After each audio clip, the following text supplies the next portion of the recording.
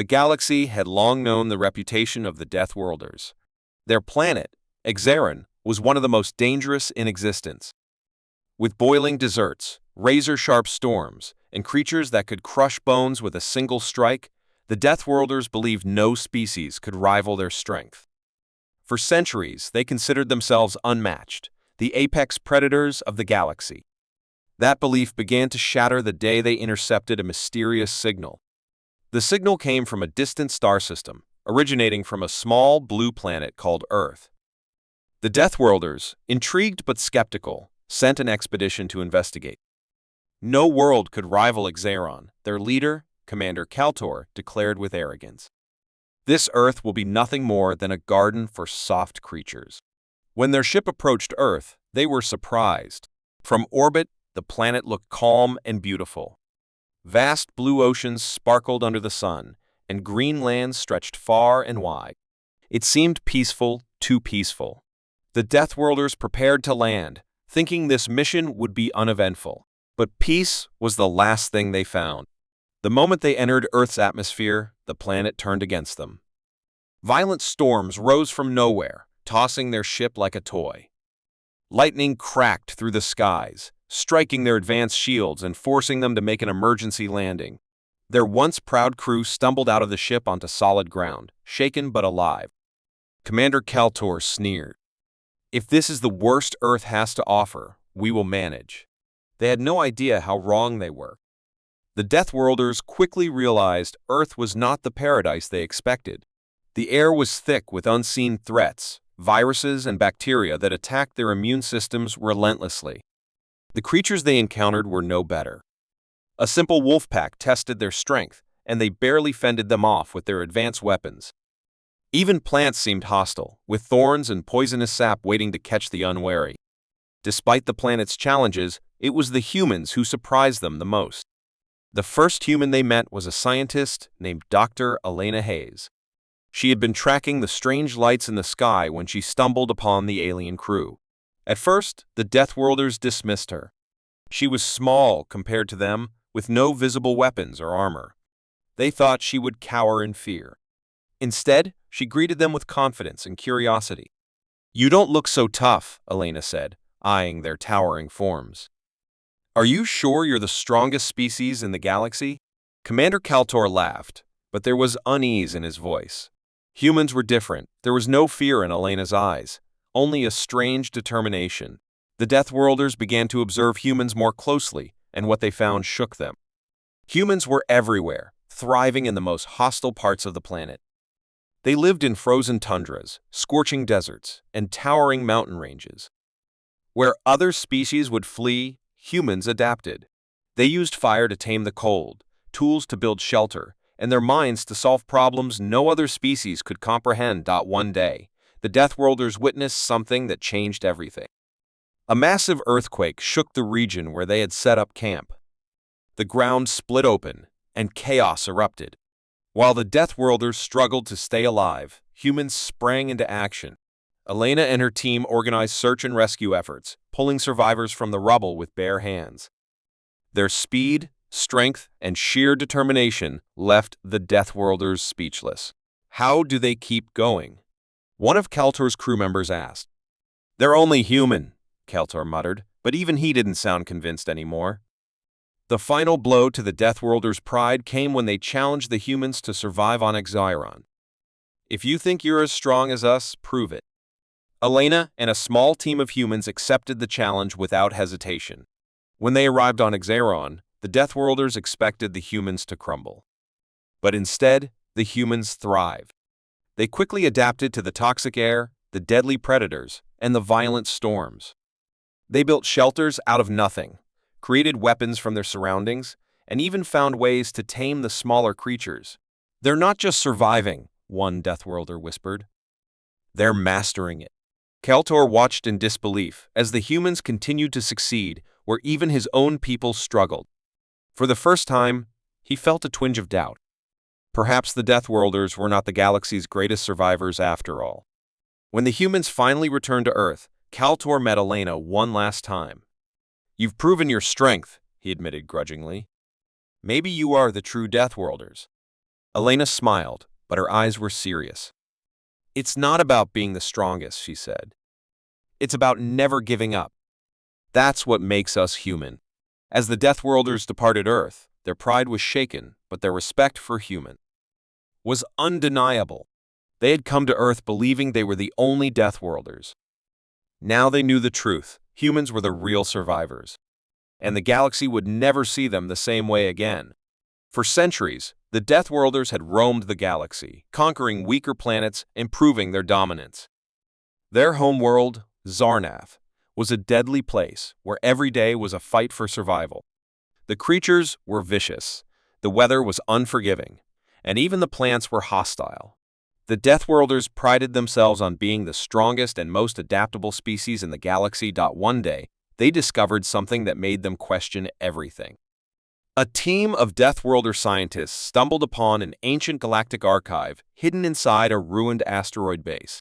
The archive contained records of long-forgotten civilizations, but one entry caught their attention, a reference to a mysterious blue planet called Earth.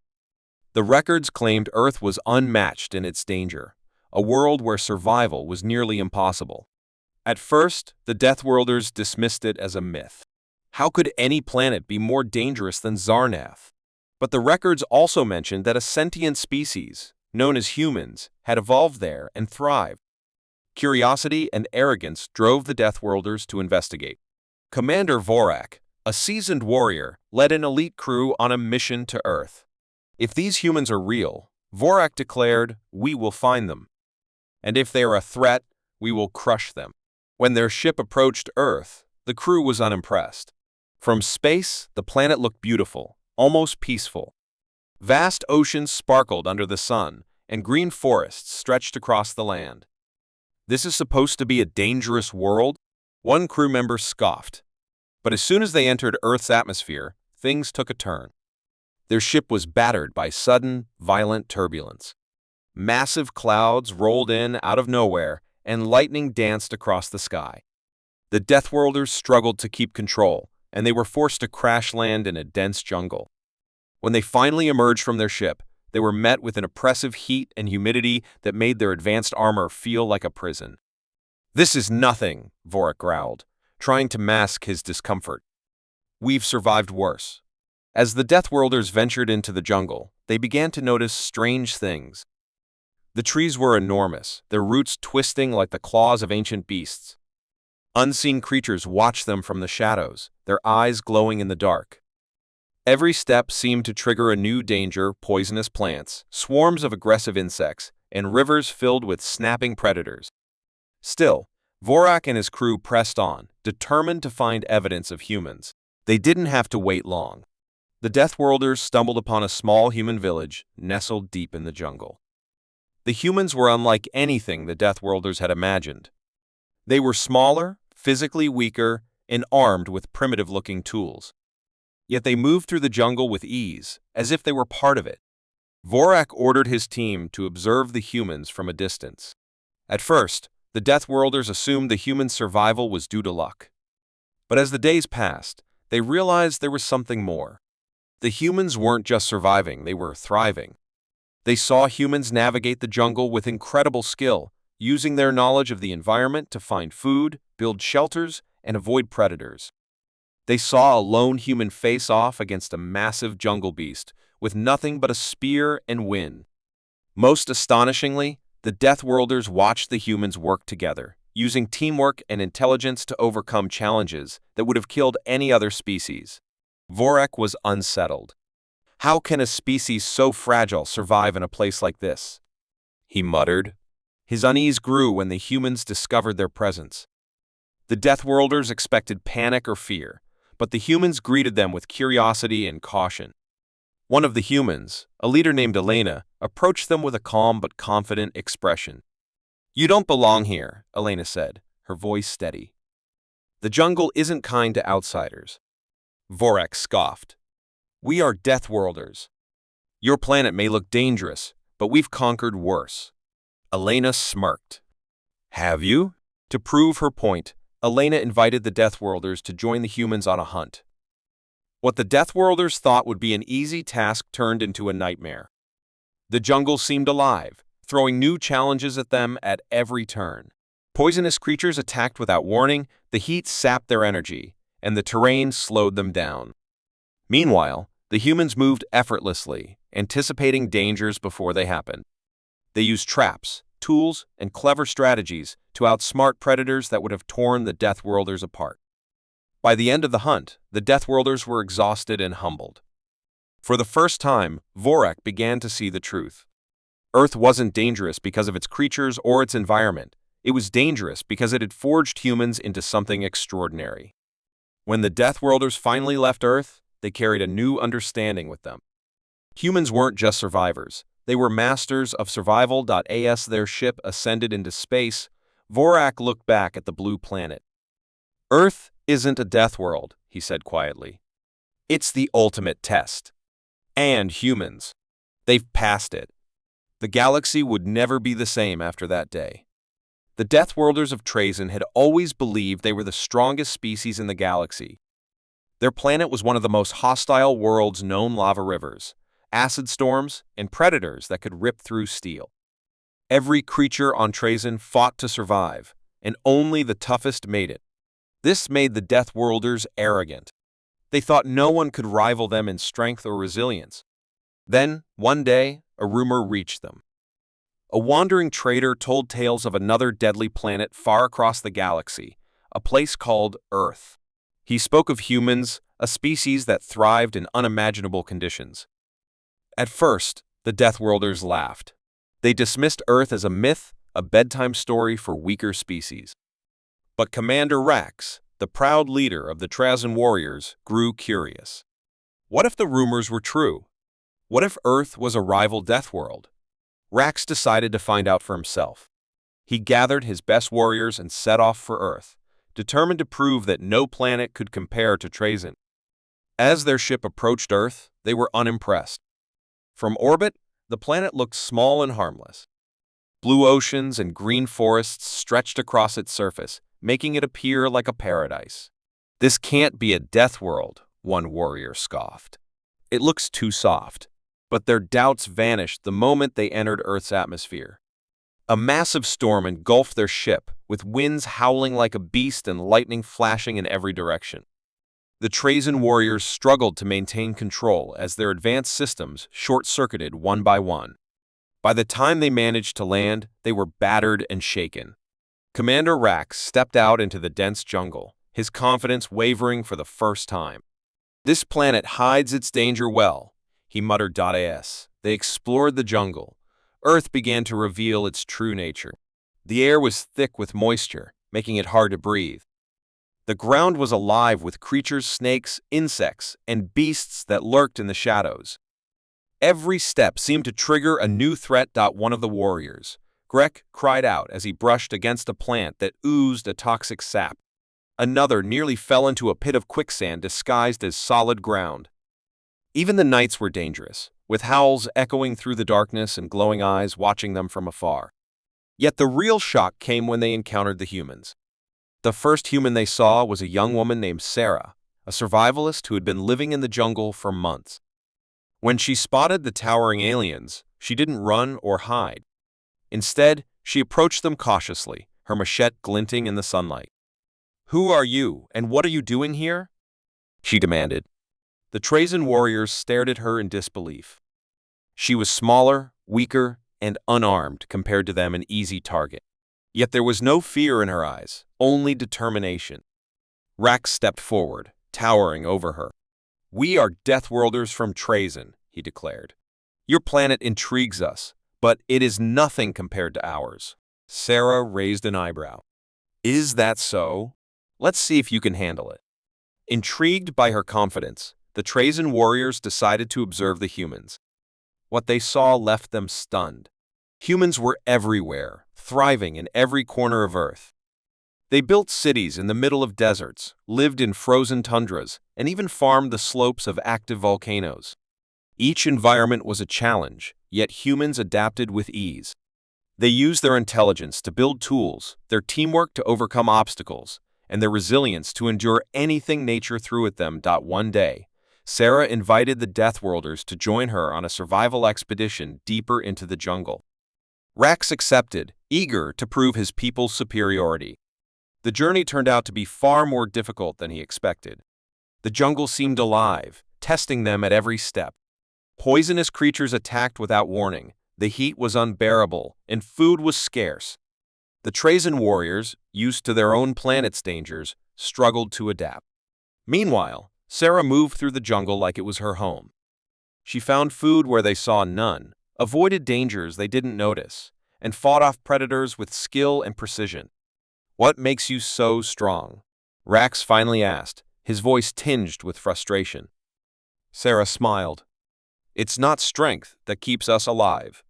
It's our ability to adapt, to work together, and to never give up. That's what makes humans special." Rax was silent. For the first time in his life, he questioned the Deathworlders' superiority. The final test came when the group encountered a massive predator, a creature unlike anything the Trazen warriors had seen before.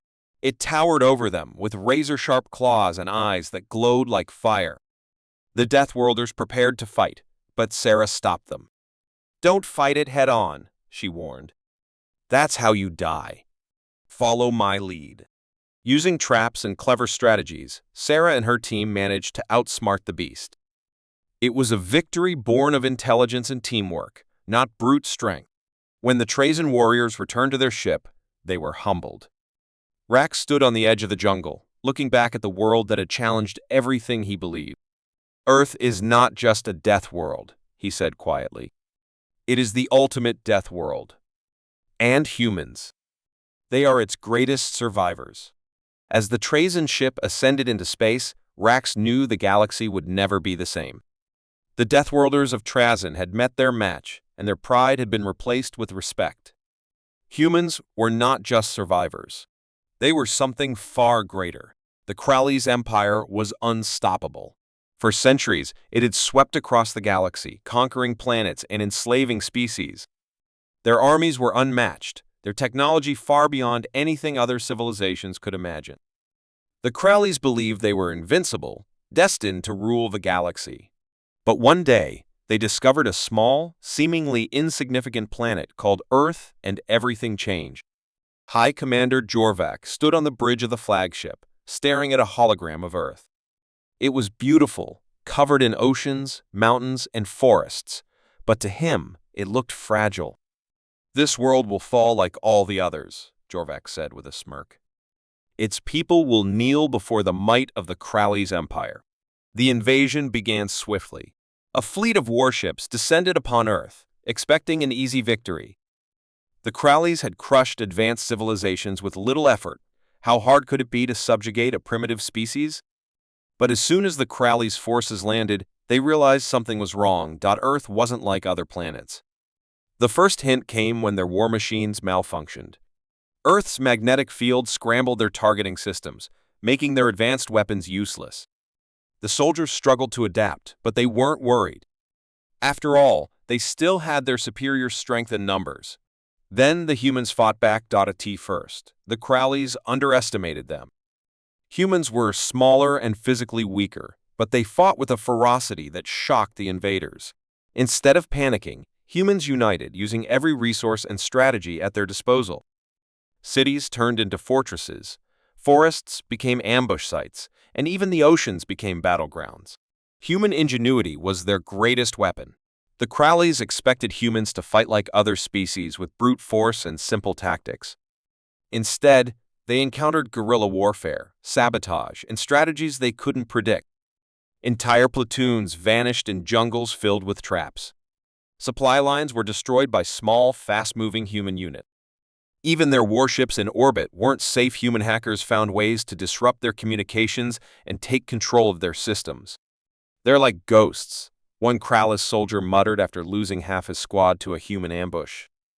"They strike and disappear before we can react." But what scared the Crowleys most wasn't just human tactics. It was their willpower.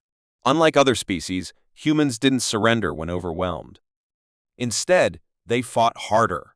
Villages, towns, and cities that the Crowleys thought were conquered would rise up days later, their people refusing to give in.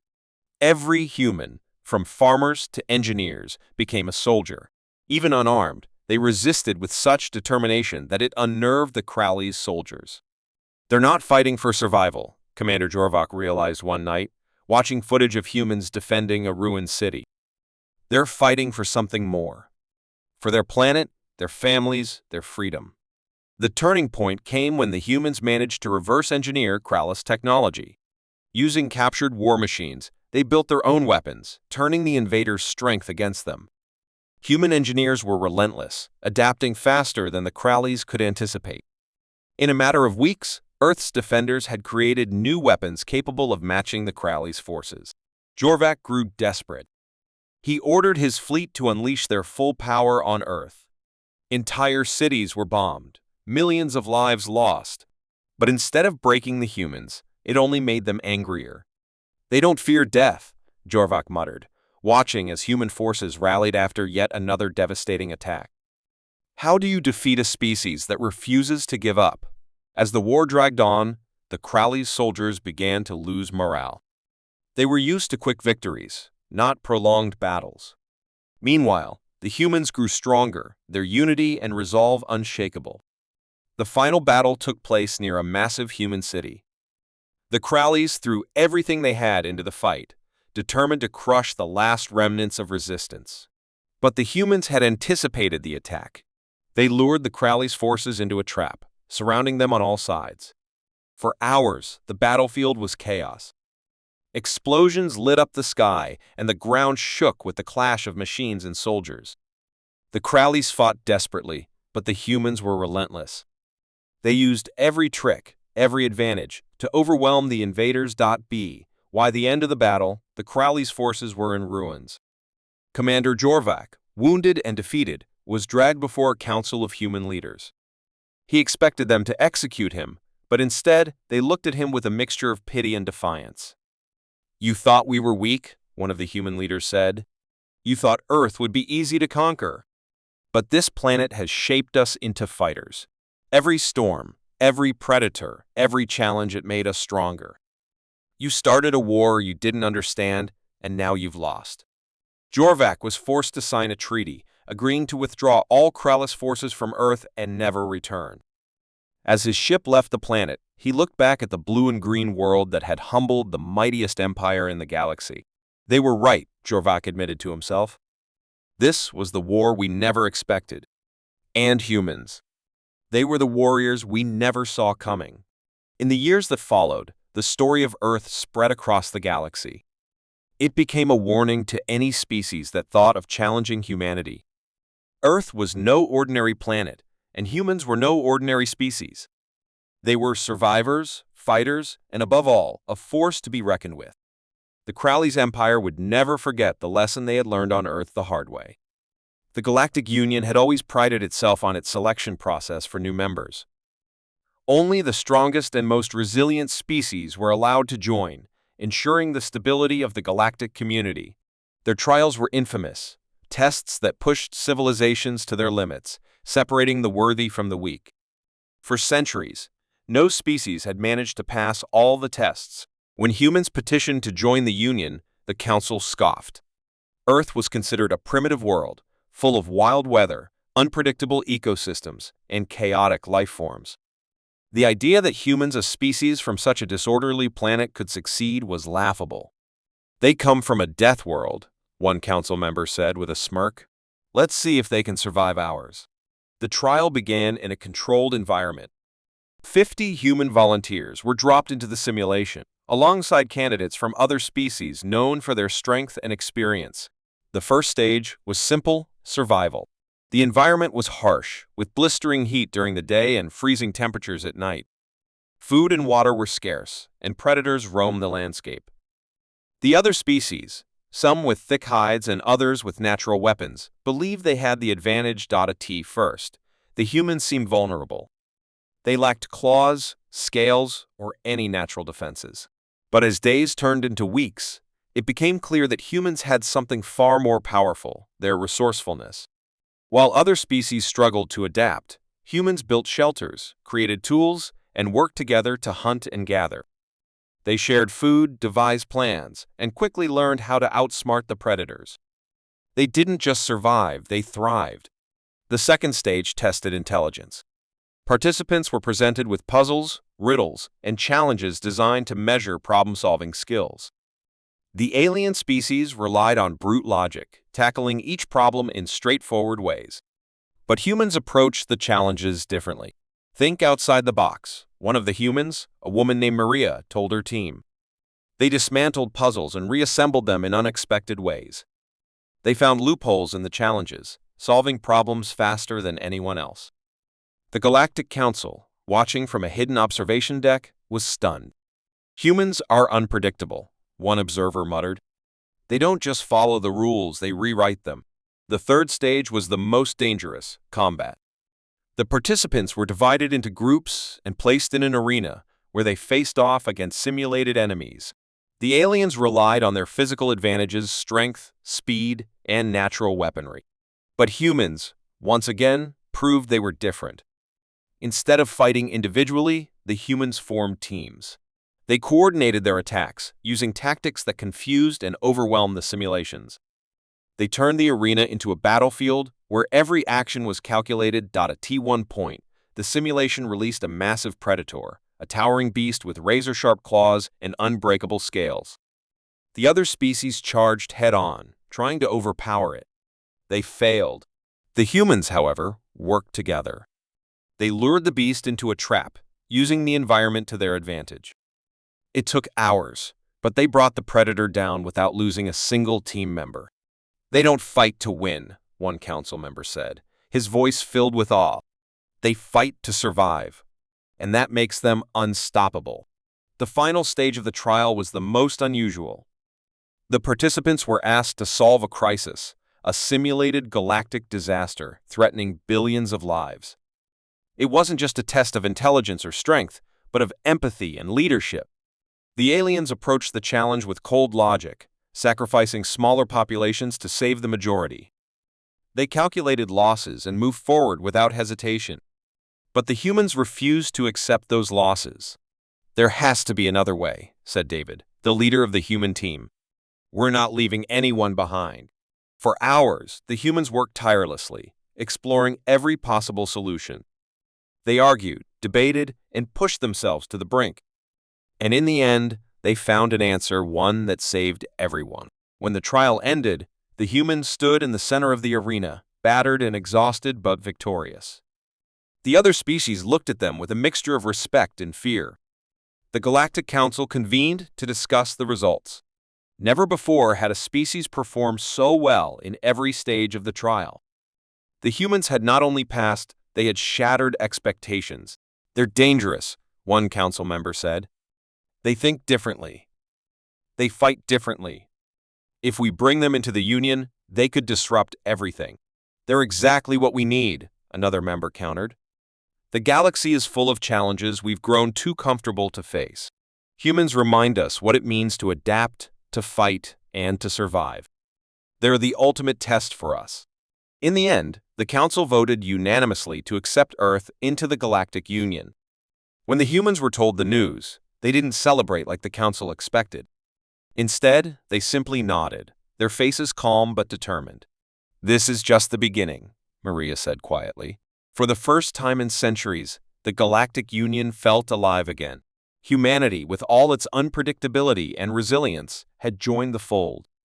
But deep down, the Council knew one thing: the galaxy would never be the same.